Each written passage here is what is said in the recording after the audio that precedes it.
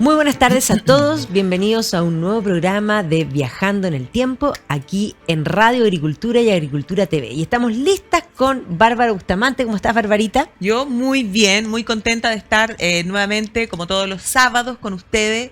Y además porque hoy día vamos a volver así como a viajar. Cuando viajamos virtualmente es de las cosas que más me gusta. Sí, bueno, vamos a viajar a un lugar más que a un momento o a un personaje específico. Sí, pues, siempre viajamos en el tiempo. Siempre viajamos, pero es que este es un lugar. Sí, bueno, un lugar además, que hay que decir, donde vamos a estar yendo ya. Así que también todos aquellos que quieran y les guste este programa y tengan ganas de ir con nosotros, nos quedan algunos poquitos cupos, pocos sí. Así que si alguien se entusiasma, nos puede escribir en forma directa para ver si se suman a esta aventura. Porque vamos a ir a la isla más grande del Mediterráneo. Sí, a la isla de Sicilia. La isla más grande, Sicilia, la isla más grande del Mediterráneo, esa isla que es esta especie de puente entre Europa y África, con unas playas, unas playas extraordinarias, increíble. Yo he hecho snorkel en Sicilia y te puedo decir que es extraordinario. No, sí, maravilloso. Pero que además tiene una historia que es riquísima porque es de esos lugares en el planeta que son como una verdadera obsesión y que a lo largo de la historia todos han querido poseerla, dominarla. Pero eso también hace que, bueno, tenga una gran riqueza cultural, pero también una identidad que para algunos puede ser... demasiado mixtura. Demasiado, claro. No hay una identidad tan marcada de lo que es el ser siciliano, a pesar de que sí hay un ser siciliano, pero hay muchísima mezcla. Bueno, de hecho ellos no se sienten italianos, ellos son sicilianos. Eso es parte, que es un ethos distinto. Pero además, como bien tú dices, la historia de Sicilia es una historia de ocupación. Sicilia nunca ha sido independiente, nunca ha tenido un gobierno propio, siempre ha estado bajo el mando de otros, de ocupantes. Podríamos decir tal vez en inicio, porque la historia es inmensamente antigua. O sea, cuando uno ve, hay vestigios de la era de piedra, de hecho, del paleolíticos importantes, cuevas con... que son como del siglo XIII antes de Cristo. Sí, 13, 14 antes de Cristo, que uno dice 14 antes de Cristo, pero es cantidad. Sí, inimaginable. Inimaginable. Y ahí hay varias cosas que son bien importantes, cuevas con arte rupestre, y un arte rupestre bastante moderno en relación y comparativamente con otros artes. Podríamos decir, hay un arte especial que se va a dar precisamente ahí, pero además hay cementerios en la roca. Hay ciertas zonas donde la roca es fácil de excavar, entonces no solo hay cementerios de esta época prehistórica, sino que posteriormente el cavar en la roca va a permitir construir prisiones que además van a terminar siendo lugares... bueno, que hoy día además está bien de moda. Está súper de moda, po. Sí, pues la película de Indiana Jones. La última, la oreja de Dionisios, como se llama, era una prisión de la época griega, que posteriormente en la invasión romana, porque vamos a hablar un poco de todas estas invasiones, va a ser considerada por los romanos la mejor prisión del imperio. ¿Ya? Ahora, tiene una acústica increíble, o sea, arrancarte de ahí era imposible. Pero claro, en la última entrega de Indiana Jones, precisamente ahí... supuestamente estaba localizada dentro de este lugar la tumba de Arquímedes. Arquímedes va a ser un habitante ilustre de Siracusa, por lo tanto de Sicilia, y que va a morir justamente en la invasión de los romanos a Grecia, hasta Grecia Magna, pero no se sabe dónde está su tumba, por lo tanto eso es de alguna manera... Bueno, pero es que es película. Es película, pero además es choro que entren gritando y que suene el eco, ¿ya? Y ve Indiana Jones porque está muy buena. No la he visto, la voy a ver. Sí, pues efectivamente, esta isla tiene toda esa cosa riquísima. Y entonces uno podría decir que va a haber un poblamiento inicial, pero después van a venir los griegos, los fenicios, los cartagineses, todos se la pelean. Los romanos, después del dominio de los romanos, bueno, van a caer distintas tribus de pueblos germanos. Ya, posterior a eso van a estar... van a intentar los bizantinos. Los bizantinos, recuperar aquellos territorios. Va a haber una presencia bizantina importante. Posterior a eso van a aparecer los normandos. Siglo XI. Claro. Y después, bueno, el dominio español. Todo eso hace que tenga una riqueza cultural espectacular y que hayan momentos en la historia de Sicilia donde toda esa mezcla además se da en forma armónica, en forma pacífica, justo en el momento en el que Europa, en la época de las cruzadas, por ejemplo, o sea, se estaban dando con todo. El reino de las dos Sicilias, digamos, normando, va a ser un reino que va a florecer enormemente. Nosotros siempre cuando pensamos en los normandos implica construcción de castillos de piedra y uno se imagina Inglaterra, Irlanda, norte de Francia, camino a las cruzadas, o sea, donde está lleno de fortaleza, el crack de los chevaliers en Siria, en fin. Pero no sé si todo el mundo tiene en la mente la presencia normanda en el sur de Italia. Y digo en el sur de Italia porque efectivamente va a ser incluso anterior a la conquista normanda de Inglaterra, que es el 1066. Esto es anterior. Roberto Guiscardo va a incurrir en la zona de la Puglia y Calabria primero, y posteriormente se va a conseguir un permiso papal y va a terminar en el fondo también tomando Sicilia, él con su hermano Roger. Pero es Roger precisamente el que va a instaurar un reino tremendamente adelantado. Tremendamente adelantado, exactamente. Pero lo que te quería mencionar es que hay un historiador que se ha especializado mucho en el tema de Sicilia, en el tema de los normandos, pero que plantea que precisamente por el hecho de que tantos la han querido poseer, tantos han dejado su huella, eso ha hecho que en el fondo esta Sicilia pierda cierta identidad, cierta libertad de tener como una historia propia. Y él también dice de una manera bastante divertida que en el fondo pocas cosas, porque él dice, parte en uno de sus textos diciendo que Goethe, que va a visitar Sicilia, dice que Sicilia lo explica todo. Y él, por el contrario, dice, bueno, no sé lo que quiso decir Goethe, porque la verdad es que, por ejemplo, en los 400 años de dominación española, en Sicilia prácticamente no pasó nada. Lo que no es tan así. Pasaron muchas cosas, pero claro, como que nunca ha tenido esa identidad que le haya permitido ser protagonista de su propia historia, sino que su historia depende de estos otros que la han dominado. E incluso el día de hoy, que es parte, a partir de la unificación italiana en 1861, es parte de Italia. ¿No se sienten italianos? No se sienten italianos, pero nunca han logrado tener su historia propia. Y eso se debe probablemente a toda esa mixtura de pueblos. Pero como para ir en orden, lo interesante, lo primero es como historia en el sentido también de que haya escritura, tenemos que remontarnos a la llegada de los griegos. O sea, los griegos van a dejar una marca indeleble, pero palpable, pero a ver, gigantesca, monumental, en Sicilia, mucho más nutrida de lo que uno puede encontrar en la propia Atenas.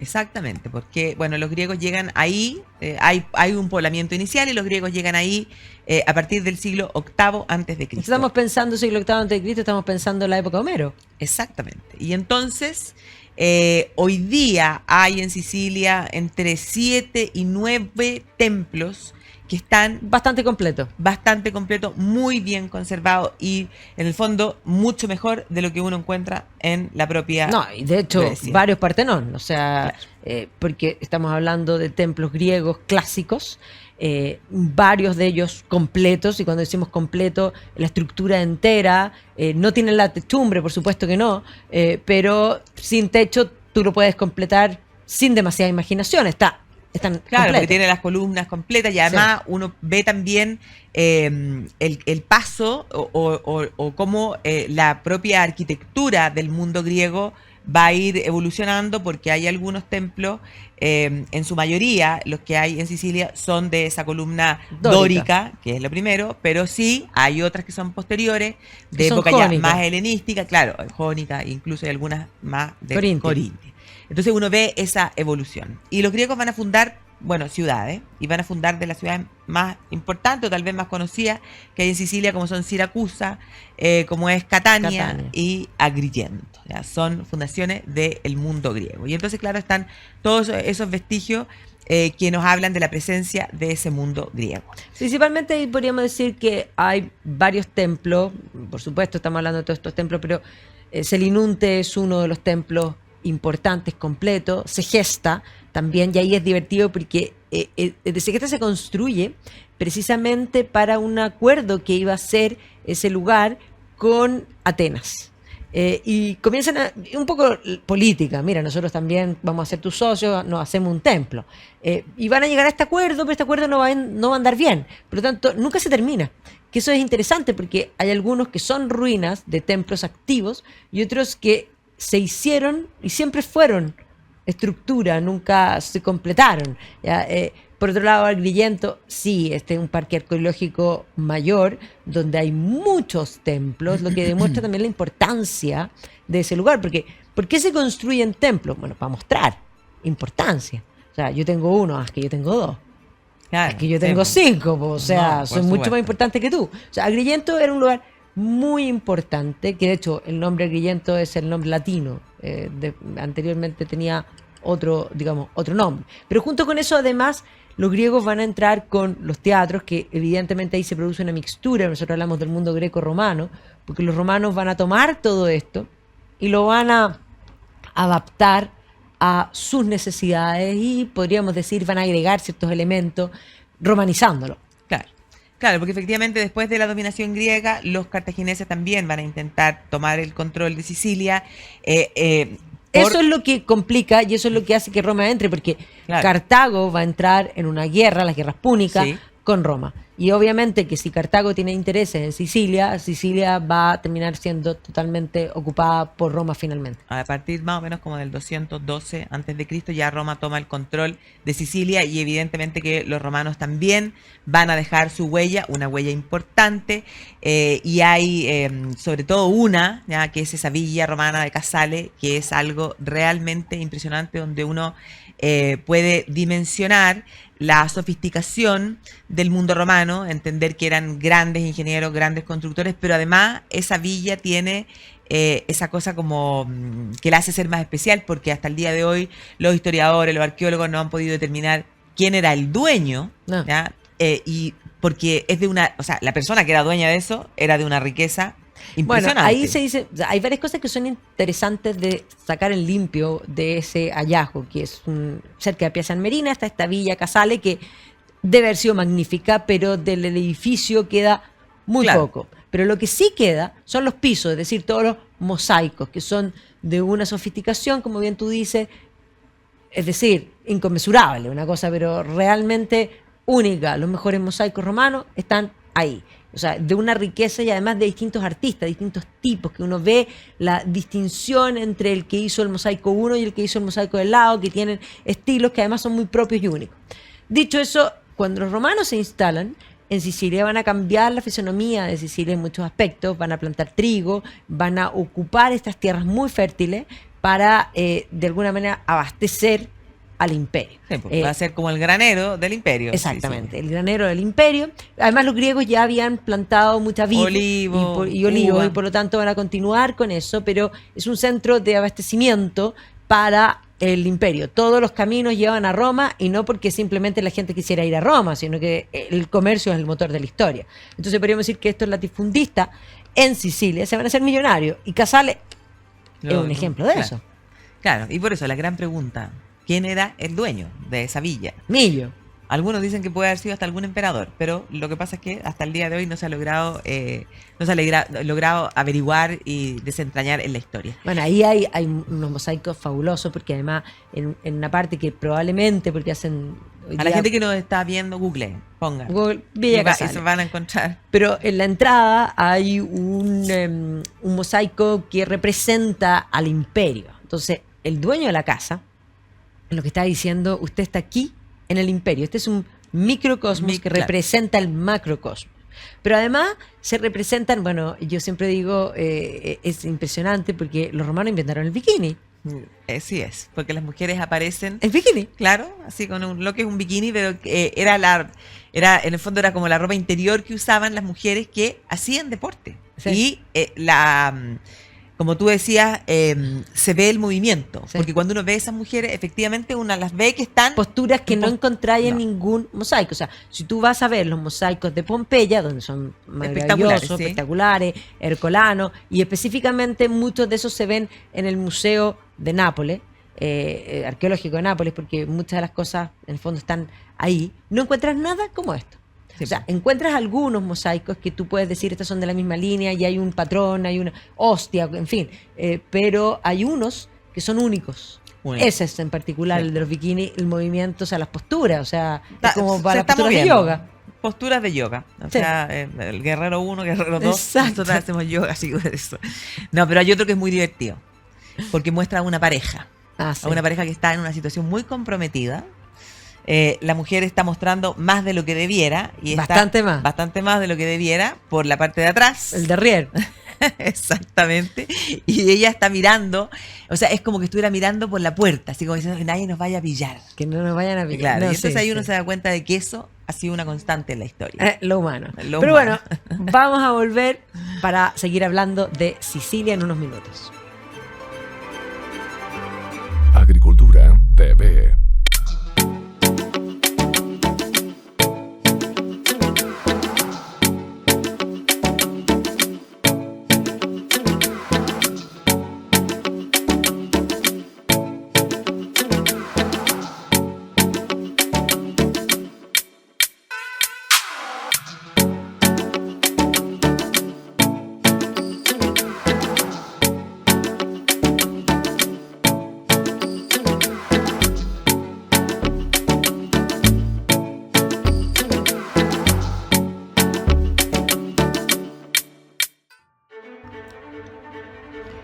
Y estamos de vuelta aquí en Viajando en el Tiempo, hablando de Sicilia, una tierra, la isla más importante, más grande del Mediterráneo, esta puerta entre África y Europa, que ha sido codiciada por todos, y efectivamente llegaron primero los griegos y posteriormente los romanos. Pero no nos quedamos ahí, porque el No. Imperio Romano se va a dividir, y el Imperio Romano, precisamente de Occidente, va a caer, y aquel que va a terminar deponiendo, de hecho, al último emperador va a terminar también ocupando Sicilia, las llamadas guerras góticas. Exactamente, van a llegar por ahí distintos, o sea, van a estar, estos son los érulos y ese Odoacro que toma el control, van a llegar también los vándalos, posteriormente los ostrogodos, hasta que finalmente la parte oriental del imperio, porque como tú bien decías, el 476 lo que cae es la parte occidental del imperio, pero la parte oriental sigue viviendo como imperio bizantino o Y 1000 imperio años más. romano.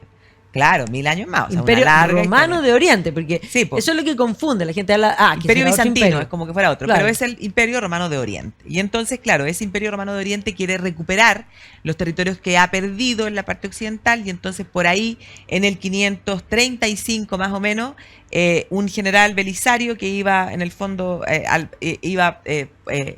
al mando, o sea, luchando por este Justiniano, va a tomar el control de Sicilia.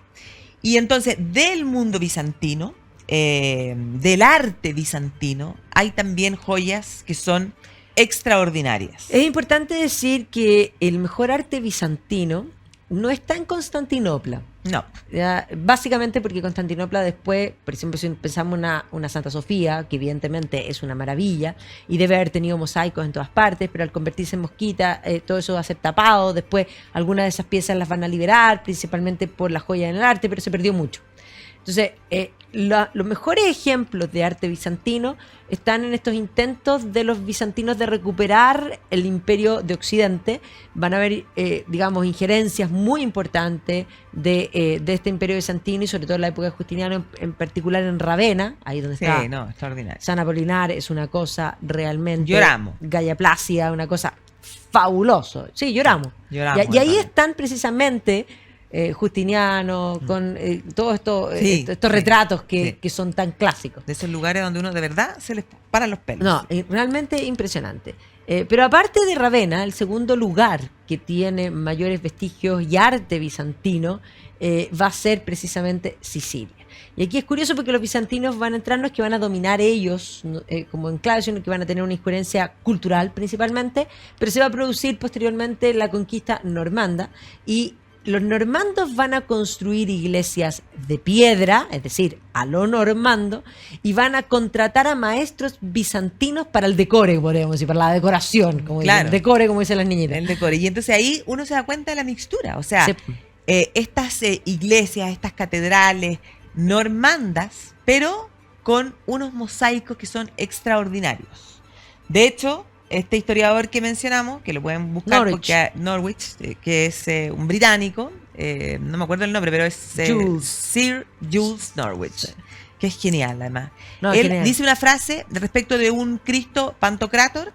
Él dice que es la mejor representación, el mejor retrato del creador, del año Que 1145. se refiere porque efectivamente hay dos iglesias que tienen muchísimo bizantino. Pero él se refiere al altar mayor de la catedral de Cefalú. Cefalú es hoy día un balneario fabuloso, o sea, las playas te las encargo. En la provincia de Palermo, pero no en la ciudad de Palermo, un poco más Claro. lejos. Igual 15 minutos, o sea, es realmente cerca.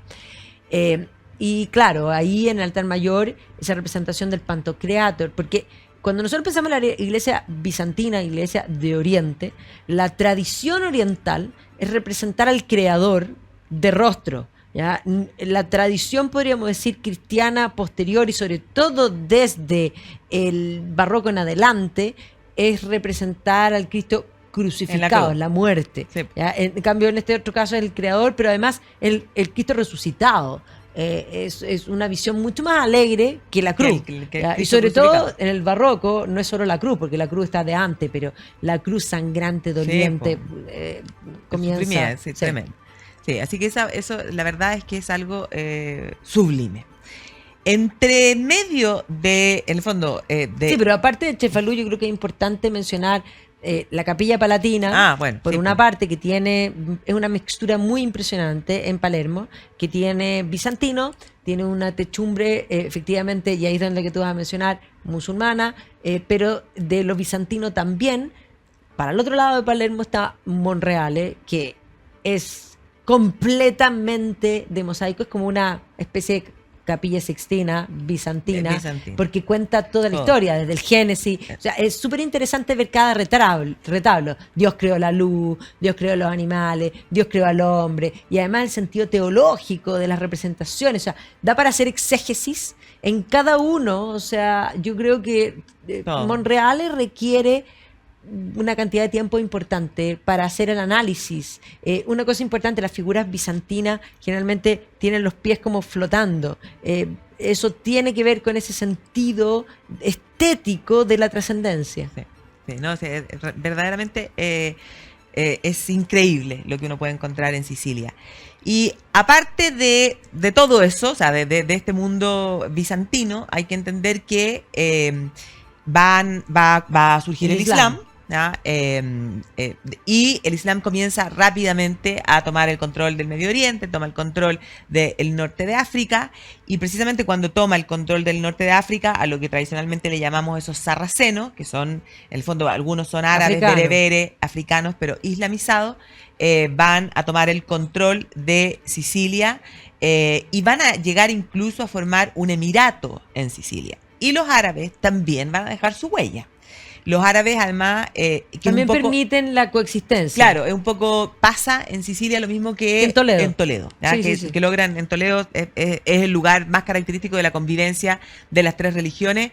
Bueno, aquí en Sicilia también tenemos un poco esa tolerancia que permite el mundo árabe. Y el que mundo deja árabe huellas deja- artísticas de mixtura que reflejan precisamente esa posibilidad de coexistencia. Claro. Y tras el mundo musulmán es cuando ya en el siglo XI, a partir del 1061, como tú decías, nos aparecen los normandos. A estos normandos que nosotros como que no los tenemos muy en mente en Sicilia, sino que siempre pensamos como en el fondo en el norte de Francia y en Inglaterra, pero efectivamente van a tomar el control de Sicilia, este Roberto Guiscardo y después su hermano Roger I, después su hijo Roger II, que van a ser las figuras fundamentales para conformar lo que decíamos, ese reino, podríamos decir, que es multicultural, multilingüe, multiconfesional, que es de uno de los momentos históricos de Occidente en Sicilia, que es brillante. O sea, Bien. que es extraordinario por, en el fondo, por permitir esta mezcla. Y esa mezcla, bueno, se ve, como decíamos, en la arquitectura, se ve en el arte, y nos habla de esa riqueza cultural. Tras los normandos nos van a aparecer los españoles.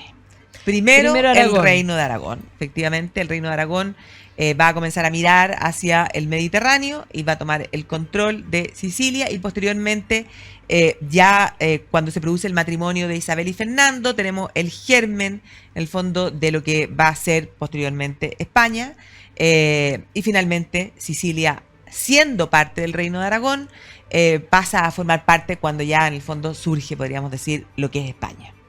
Que ya eso es como en la época de Carlos V, de Felipe II, queda claro. Y el dominio español va a durar más de 400 años. De hecho, se va a producir, ¿ya?, a partir de 1700 el cambio de dinastía de los Habsburgo a los Borbón, y los Borbón También van a estar presentes. Pero el problema va a ser, sobre todo con la figura del rey de España, Carlos III, que ya ahí se comienza a hablar de este reino de Nápoles y las dos Sicilias. Sí. Y el punto va a ser que estos españoles se preocupan más de Nápoles. Sí, que bueno, de él se Sicilia. va a preocupar de Nápoles inmensamente. Nápoles es una ciudad muy interesante porque es una ciudad que uno puede decir muy deteriorada. Lo que hace que a primera vista muchos digan, no, es un desastre. Pero cuando uno le hace el doble clic, es una ciudad que fue el centro de un reino importante, Nápoles y las dos Sicilias, de la presencia incluso normanda que todavía está ahí, pero también toda esta presencia posterior, con la visión racionalista de hacer una ciudad moderna, ¿ya? Y por lo tanto, Carlos III se va a preocupar de hacer de Nápoles una gran urbe, pero no solo Nápoles mismo, porque él de hecho es considerado y conocido como el gran alcalde de Madrid, el hacer hecho, alcantarillado. claro. Está ahí en la Plaza del Sol, Ahí a está, en la caballo. Puerta del Sol, en el medio. Es Buen mozo no era. No, Una cara de ratón impresionante. No, si es que ni los Habsburgo ni los Borbón No. era muy bueno, pero el actual rey de España sí es buen mozo. Se fue mejorando. Mejorando, bueno. Sí, pero la verdad es que Carlos III va a hacer lo mismo en Nápoles y por lo tanto la va a convertir en una gran ciudad. Si uno piensa a finales del siglo, incluso durante el siglo XIX, Nápoles era una joya.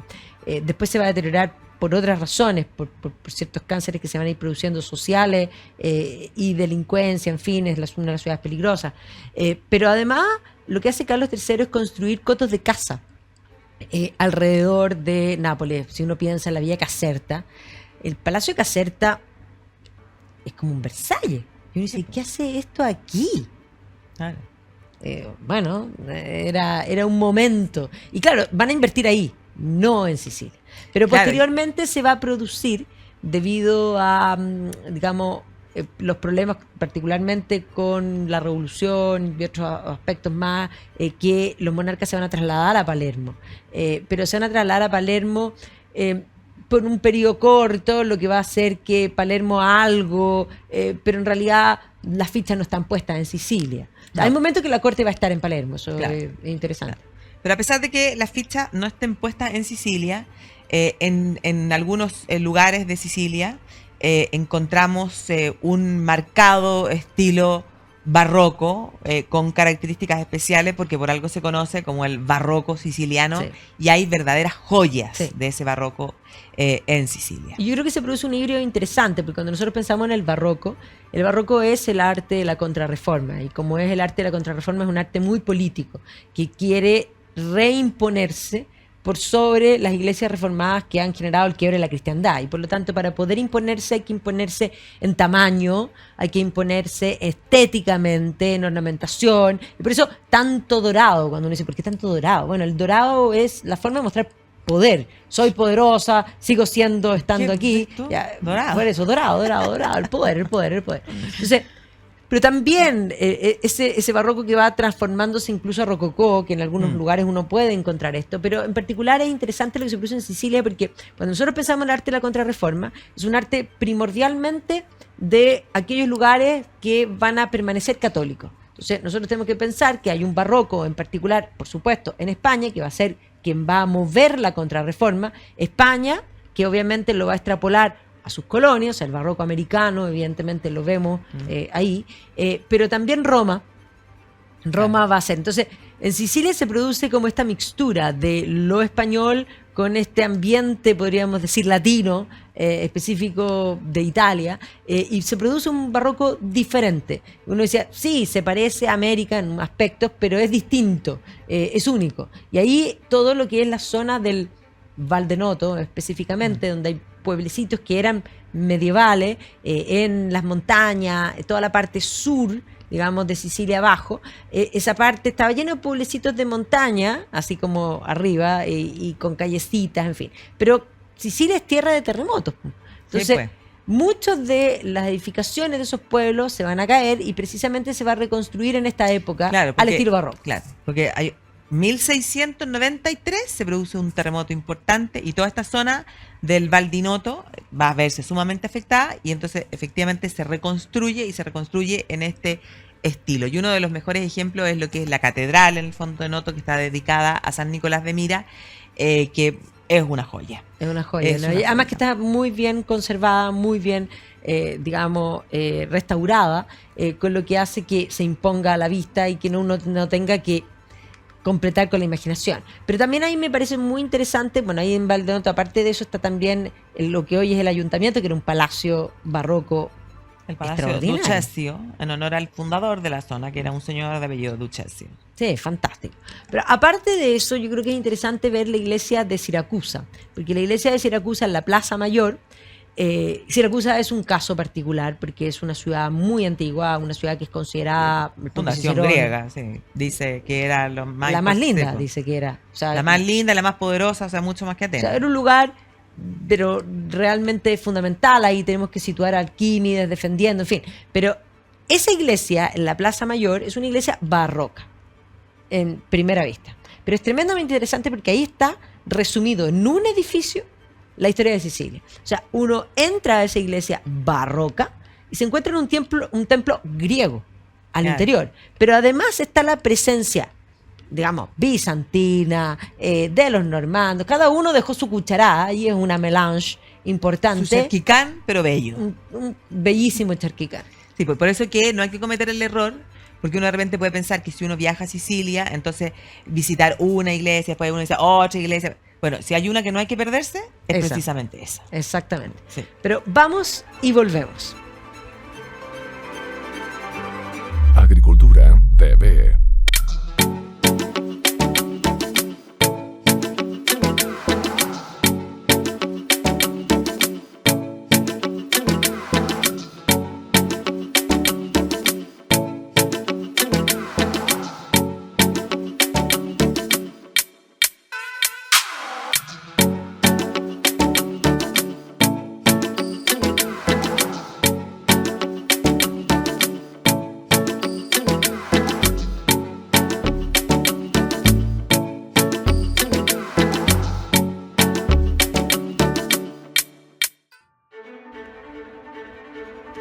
Y estamos de vuelta aquí en Viajando en el Tiempo, hablando de Sicilia. Hemos recorrido la Sicilia griega, romana, bizantina, normanda, barroca, hispánica, digámoslo así. El problema va a ser que en este escenario se nos va a aparecer Napoleón Bonaparte. Por supuesto, la revolución primero, Bueno, Napoleón claro. detrásito. Y Napoleón va a codiciar Sicilia.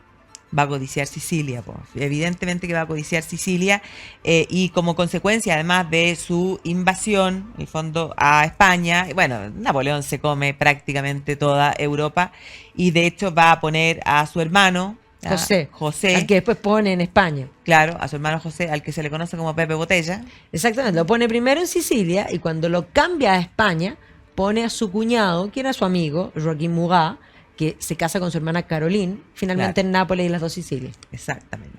Y entonces va a haber ese periodo. Pero bueno, tras la derrota de Napoleón, nuevamente se va a producir el control por parte de España. Hay que pensar que después de Napoleón, el Congreso de Viena intenta dejar la situación como que no hubiera pasado nada, o sea, como que tratar de imponer nuevamente el antiguo régimen y de reordenar el mapa.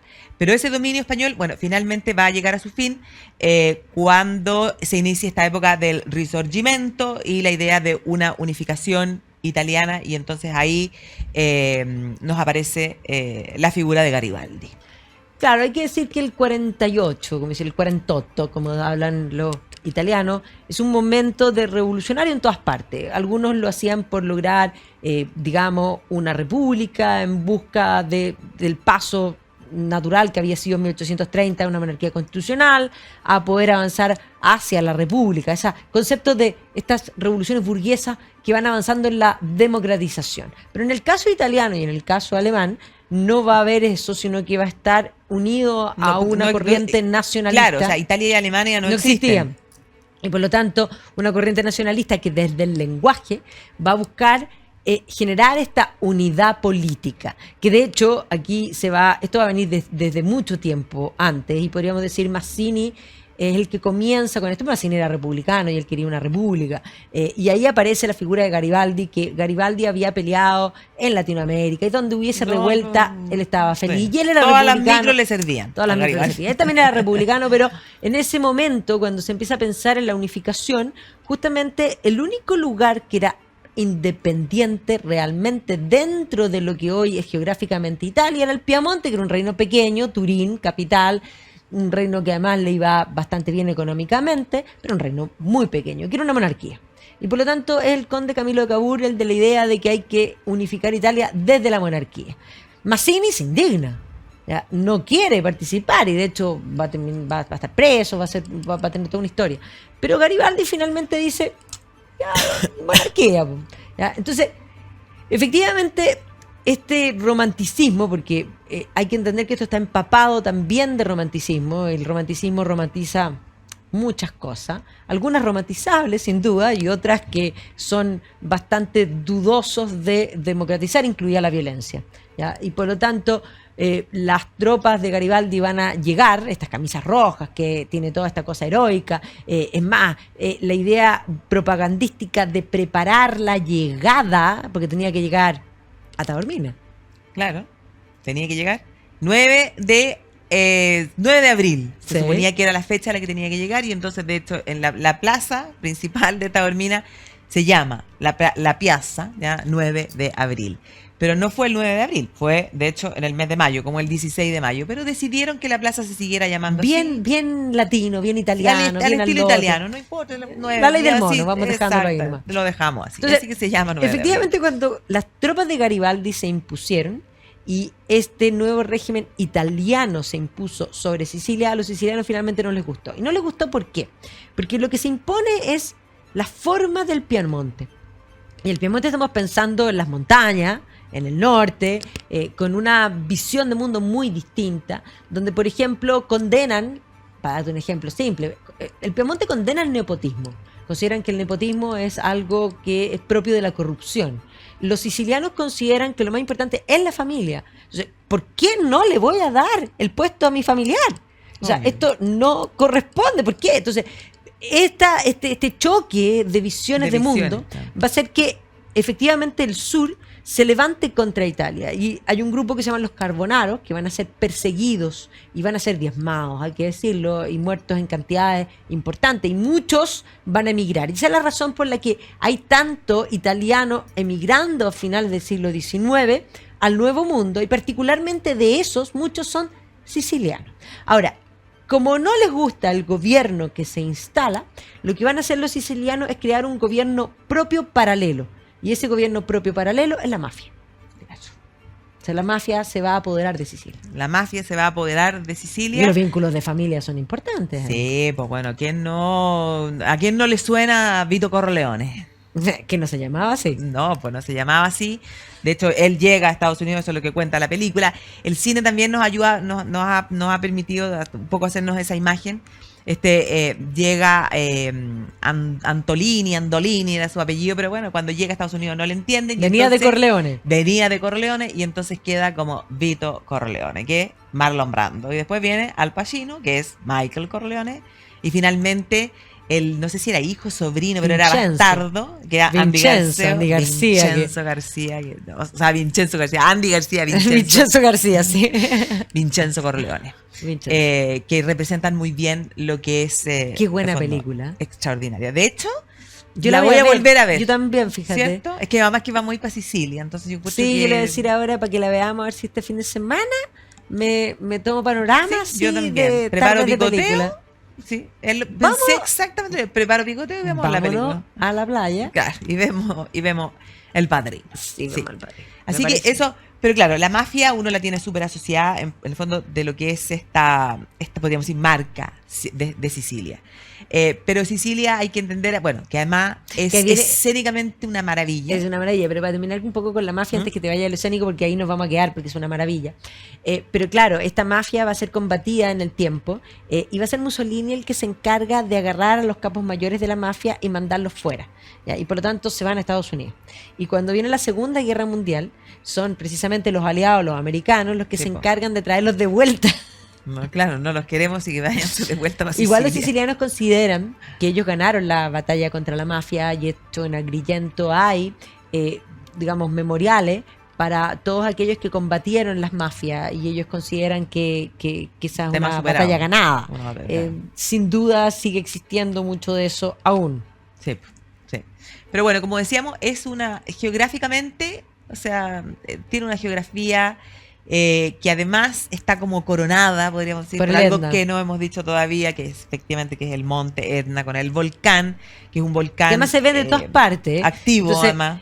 Los paisajes lo tienen ahí. Y además muchas veces, no solo es activo, sino que además nieva en cierto momento. Entonces tiene esa punta que hace que se vea demasiado lindo, digamos. Es activo y se puede visitar, se puede ir a ver, y hay toda una leyenda en torno a Vulcano, es como el ojo de Vulcano, que obviamente también marca ese modo de ser, ese ethos, digamos, siciliano, esta idea de resiliencia permanente, que un poco Chile lo tiene, de que sí, nosotros por los terremotos. Por eso. De ellos los terremotos, las erupciones del volcán. El volcán implica terremotos, es una tierra llena de movimientos telúricos y que evidentemente va botando a distintos lugares y que implica tener que volver a iniciar. Reconstruir. Pero además hace que, podríamos decir, la tierra tenga unas propiedades particulares, porque Sicilia desde la época de los griegos plantaron vino y producen vino hasta hoy día y hay viñas impresionantes, pero además lo hacen al estilo antiguo, que las guardan no en barricas de madera como se hace tradicionalmente, sino que lo guardan en barricas de arcilla, que en realidad son como estas ánforas antiguas, pero el problema que tiene eso es que estas barricas transpiran. Y como transpiran, el vino se echa a perder. Y por lo tanto, el proceso del vino siciliano es un proceso distinto al resto, porque mantienen el ollejo. El ollejo algo hace químicamente que impide que se deteriore el vino dentro de esta guarda, digámoslo así. Y después, por lo tanto, es un sabor muy distinto a los otros vinos, porque es un proceso antico. Lo vamos a tener que probar. Pero no solo el vino. También es una tierra, bueno, como ya les decíamos, los griegos fueron los que pusieron la vid, el olivo, pero además es una tierra de cítricos, ¿ya? Sí. Limones y naranja. Y la naranja siciliana también tiene su particularidad, porque si uno la parte, la naranja siciliana adentro es roja. Negra, así como granate. Como un granate. Un granate oscuro. Exactamente. Y eso también se debe a las características del suelo de la isla de Sicilia, producto de lo que provoca este monte, este volcán en aquellas tierras. Pero es una tierra muy fértil.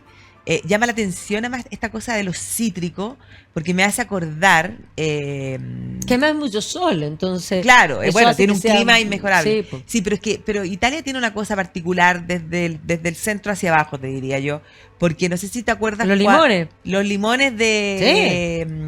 en Ercolano, sí. No me acuerdo, eran No, limones. unas cosas, o sea, de hecho, una de las cosas que llama la atención y que es una maravilla es ver los naranjos llenos de naranja y los limones en la calle llenos de limones, pero además los mercados con unos limones, pero es decir, o sea, ni que fueran limones argentinos, como dicen, porque los más grandes del Lo mundo. más grande del mundo. No, una cosa Sí, pero sí, unos tremendos limones. Increíbles, increíbles. increíble. Y bueno, y además a todo esto se corona, podríamos decir, con Una comida extraordinaria que tiene que ver precisamente con lo mismo.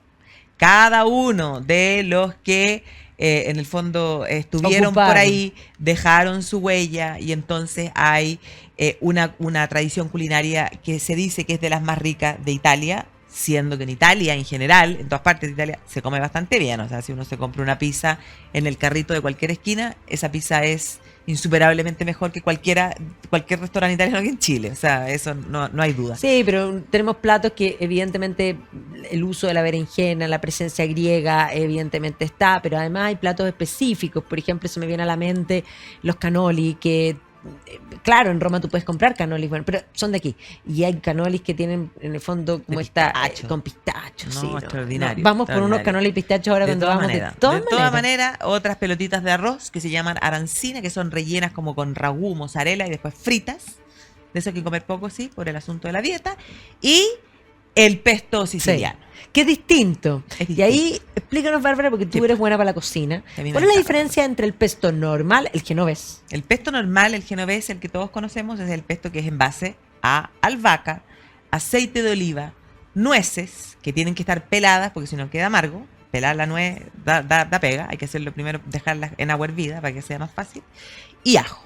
Y bueno, una buena cantidad de aceite de oliva. Ese es el pesto genovés, el típico que todos conocemos, que es verde. Pero el pesto siciliano tiene una diferencia. Y el pesto siciliano es en base, o sea, el producto La principal base, claro. es tomate. Ya. Es tomate. También tiene albahaca. En vez de nuez se hace con almendra. A la almendra no eso hay me que gusta. pelarla. ¿Sí? Pero podríamos Y probar ajo el mixtura, y fíjate. aceite de oliva y una pasta que tiene que estar muy al dente. Sí. Los italianos no le ponen aceite al agua, el agua, sal, la pasta se saca durita, porque Durita, además tiene así, que masticarse, sí. sí, porque además así se digiere mejor y no engorda tanto como la pasta recocida y blanda. Y de la misma agua de Eso la me gusta, que cocción no de la engorde. pasta, sí, pues déjalo bien durito. De la misma agua de la cocción de la pasta, tú le echas a la salsa, revuelves y sirves. Y ese es el pesto, y esa pasta se llama la pasta trapanesa, ¿no? Con el pesto siciliano.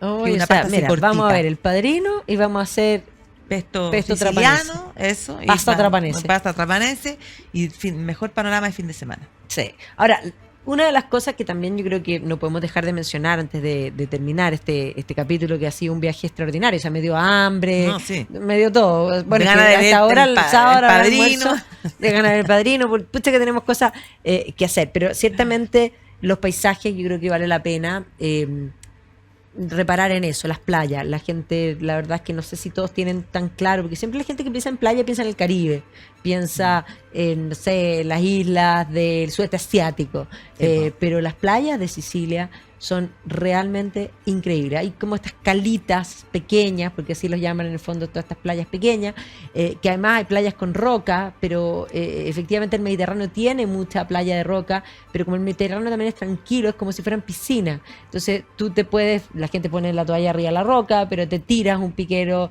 te pones un snorkel y ves una cantidad de peces maravillosos. El Mediterráneo es un muy buen lugar y además en la temperatura Sí. yo me puedo meter porque yo La aquí, temperatura del yo- agua, sí, pues yo aquí no, puedo. pues aquí uno se acerca, no llegáis ni a la orilla y O sea, se te devolvía la toalla. Pero es decir, o sea, te mojaste las patitas, con suerte. Exactamente, puedes perder un pie del amoratado de frío. Exactamente. Sí, no, quiero que sea el 11 de marzo, que es el día que partimos a Sicilia. Sí, bueno, así que, bueno, recordarles a todos que efectivamente aquí no solo viajamos en el tiempo en la radio, sino que viajamos en el tiempo en forma real. Y en marzo, el 11 de marzo, nos vamos a Sicilia. Luego en junio vamos a hacer un paseo por la Alsacia. Luego en agosto vamos a hacer Irlanda-Escocia. Y en octubre el Danubio, navegado. Me estoy enterando de todo eso recién. ¿Viste? Ay, sí, claro. Así que el que quiera nos contacta. Magdalena@redcultural.cl, Bárbara@redcultural.cl y feliz nos vamos con ustedes. Así que nos vemos la próxima semana en este mismo canal a la misma hora y espero que tengan un muy buen fin de semana.